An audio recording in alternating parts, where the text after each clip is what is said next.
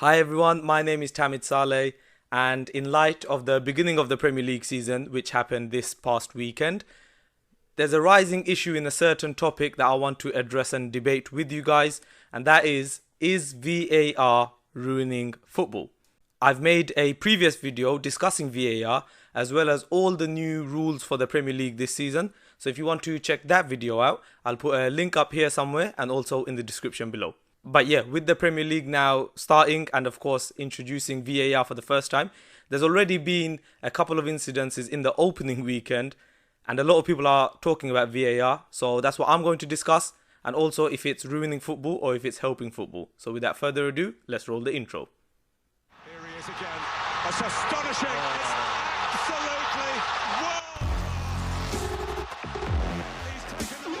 VAR is in the Premier League this season and it looks like it is here to stay in the world sport.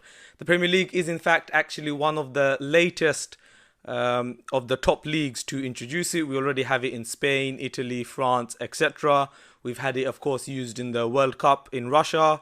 We've had it used in the Nations League. We've had it used in the Women's World Cup. We've had it used in the Champions League. We've had it used in the FA Cup last year. So yeah, Premier League, they decided to join the bandwagon, to say, a little bit late, as they wanted to perfect the system and also see how the other leagues and countries are doing it, so they can use VAR to the best of its capabilities.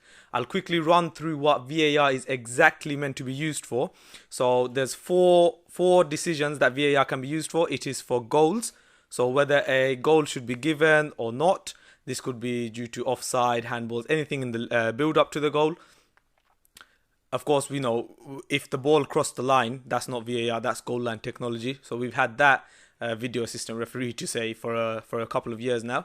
So yeah, goals. The second thing it can be used for is penalties. So if a penalty has been wrongly given, or if it's been given but it's not meant to be a penalty, you get the point. The third reason why VAR can be used is for straight red cards. So if there's been a horror tackle or, like a slap or a punch on the face or something like that, that the referee has missed, which could be a straight red card, VAR can be used. It should be noted that VAR cannot be used for second yellow cards. And the last thing, which doesn't happen too often, but we've all seen it happen in the past, is of course mistaken identity. So if the wrong player is booked or sent off, etc., then VAR can be used for that as well. This is probably the least likely use of VAR out of the four categories. It all sounds well on paper and looks good. The thing I hear the most about VAR is it's for clear and obvious mistakes. But it seems like these days it's used for anything. Like for me, clear and obvious, it's clear and obvious. If someone's toenail is offside or, like an inch offside or anything like that, I feel like that's not a clear and obvious mistake. However, having read many articles on this and seen other journalists, managers, players' interpretation of it, so the offside rule, even if it's a centimeter or a millimeter offside, it's still offside. It's not a case of opinion, that is fact. So I had my doubts on this beforehand, but I completely agree now that even look, if it's a millimeter offside, it's offside. So there's a lot of people saying, it's not clear and obvious. But the clear and obvious bit seems to be more focused on the penalties and the red cards rather than the offsides of the goals. We have goal line technology already, which we've seen before in last season, especially with the John Stones, that last ditch sliding effort he made to prevent Liverpool from scoring, which could have actually won City the league. He saved it by a millimeter, so the goal was not given. So yeah, goal line technology and things like offside, it's fact. It's not up for opinion, whatever the line on the graph shows. We've seen it this weekend already in use with Raheem Sterling. When Man City were 2-0 ahead against West Ham, he would have got an assist, which meant Gabriel Jesus scored. But it showed that Sterling's shoulder was like literally a couple of centimeters or something offside. It seemed a bit harsh at the time. However, the right decision was made. And the way it was showed in the Premier League, something I've not actually seen before. So normally we see lines. However, with the offside thing, it is whichever part of the body can score. So if your arm or hand is offside, that doesn't count because obviously you can't score with your hand. However, with your shoulder you can score, and that is what was offside, so the goal was not given. In the same match, however, now this is for me the worst part of VAR, and I do not agree with it one bit. It's the penalty. So of course Aguero took the penalty, he missed it. However, it was then retaken.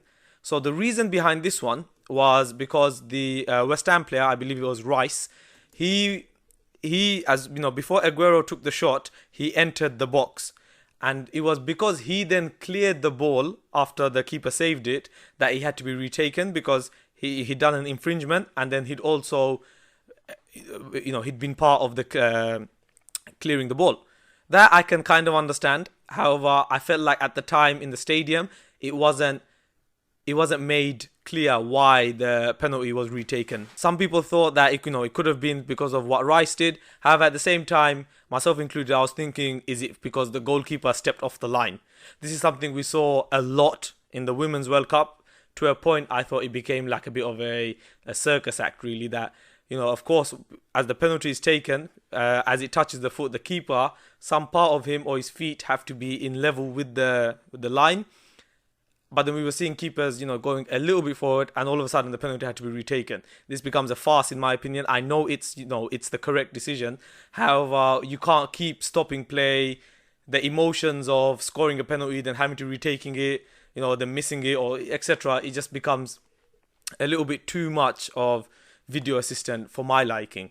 The Premier League has said that in terms of the keeper leaving the line early or not, they're going to leave that with the on-field referees, and I hope that stays the case, because personally I thought the Aguero penalty had to be retaken because of the keeper. However, it seems now that it was because of the West Ham defender clearing the ball. The Premier League has many times said that it will make it clear to the audience, the crowd, the people watching at home.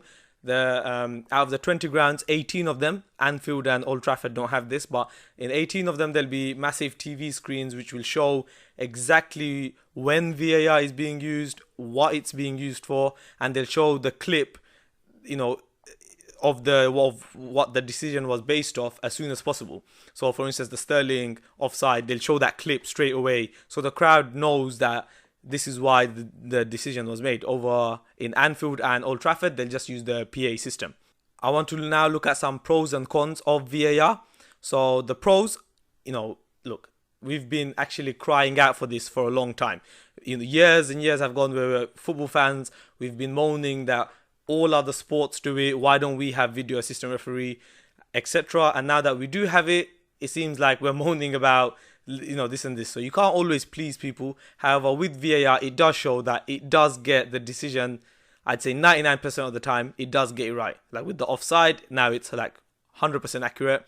With penalties, with, red cards and so on, there's been shockers, like horror tackles that have gone unpunished before that I've seen myself, that could, like career-ending slide tackles and so on. So if the referee misses it now, there's no chance the player's now not going to get punished. Two incidents that come to mind personally in terms of the pros of VAR. So we had that infamous Chelsea-Barcelona match in 2009, I believe, where in the second leg, Chelsea had 4 claims to penalties. So they had all 4 appeals turned down.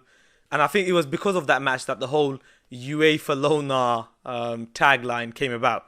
So things like that, Chelsea fans to this day, I have friends who are Chelsea fans and they still talk about that match and what they feel it was just an injustice where so many penalty appeals they didn't have. And I'm sure with VAR that would change now. If you want to check out the highlights, it's all over YouTube. We even had the Drogba with it's a disgrace in front of the cameras and so on, which has become a bit of a meme lately. Yeah, that kind of stuff will not happen if VAR is in action. The second incident that comes to mind is the Thierry Henry handball that sent Ireland out. I think it was the playoff to the World Cup, that it was between France and Ireland, and he's, in the build up to the goal, he'd blatantly, purposely pushed the ball with his hand, and the referee missed it, and it resulted in France qualifying instead of Ireland. Stuff like that is just pure injustice, and I feel like this is what VAR is for.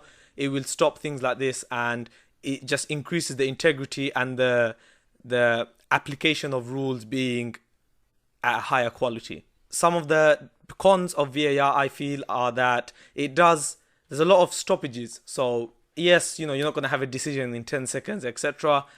But I've seen VAR decisions take up to 2, 3, 4 minutes. For me, that is too long with the crowd. They don't know whether to be happy or not. It's just taking too long. So that's something they need to work on, just to try get that decision made or that notification a little bit quicker. I think the average time VAR is taking is about a minute and a half. I still feel that's a bit too long of a stoppage. They need to make it a bit quicker. The second thing is, I just feel like maybe we are edging towards too much of this video assistant referee, where the on-field referees don't really have anything, and they're just relying now on VAR to take care of their mistakes, really. We saw it in the Champions League last year with Man City versus Tottenham. Man City thought they had scored the last-minute winner. The crowd were crazy. We had Guardiola running up and down the touchline, the players celebrating. The Tottenham players, or the manager as well, they didn't even appeal. And then all of a sudden, it was offside. And yeah, the goal was disallowed. The Tottenham fans went crazy. It was heartbreak for the City fans. Now look, guys, it was 100% the correct decision. It was definitely offside. However, you just feel like the atmosphere in the crowd with things like this, now you don't even know whether to celebrate or not. Like now, if a team scores and you support them, in the back of your mind, you're just thinking, is it going to go to VAR or will the goal? Do you know what I'm saying? So the way I feel like the solution for this, now in conclusion, altogether, I feel like VAR is good. I think it is something needed. We've been fighting for this, so we need to be a bit patient with it. However, there's some adjustments and tweaks that need to be made, I feel, that will make it even better. So this is my idea for VAR. Let me know what you think of this.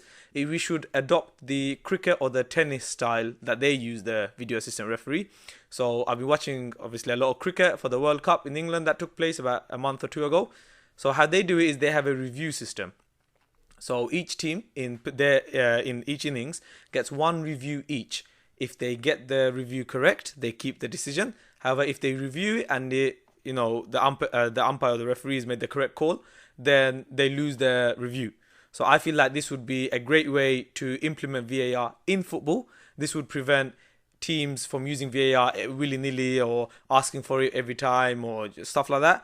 I feel like if, say for instance, in a football match, each team had one review. So, if there was a goal or an offside potential or a handball or a penalty, anything like that, then it's up to the captain of the team or the manager to maybe signal the VAR saying that they're going to use their review.